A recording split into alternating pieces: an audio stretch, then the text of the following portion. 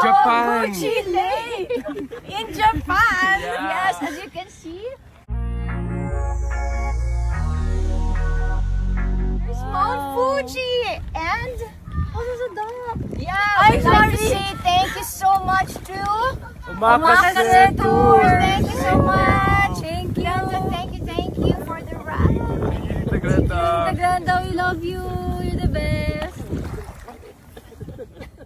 Nasa Japan nga ngayon ang pamilya ni Soren at Carmina. Kasama nga ang kanilang twins ay nagbakasyon nga sila dito sa Japan. Dito nga nila isinelebrate ang New Year. Ngayon ngang holiday season ay dito nila naisipang magpunta. Maganda kasi ang klima ngayon sa Japan, kaya naman ito ang napakagandang timing para makapagbakasyon dito.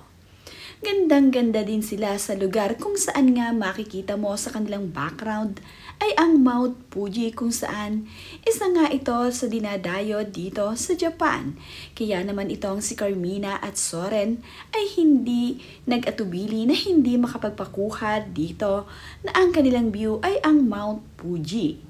Napakaganda nga ng kanilang pagpunta. Kitang-kita mo nga ang buong Mount Fuji dito. Kaya panay ang kuha ng litrato nitong sina Carmina Villaruel at ng kanyang pamilya.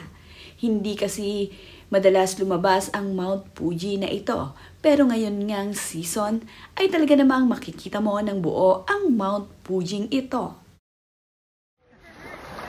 Again, there's Mount Fuji. Thank you again to Omakase Tours. Of course, with the Kisumbings. Yes, with the family. Yes, Ria, Ronnie. Where's Bea? There. Thank you so much. Where's Bea? Oh, there. Thank you again, Glenda. Omakase Tours. Thank you. Ayan, photographer. Thank you again. Mayroon nga din kasama itong si Carmina Villaruel na namasyal dito sa Mount Fuji area na ito. Bumaba nga sila ng lake upang makita ng buong buo ang napakagandang Mount Fuji. Talaga namang hindi nga nila inaasahan na ganito kaganda ang kanilang makikita sa kanilang lugar na pinuntahan.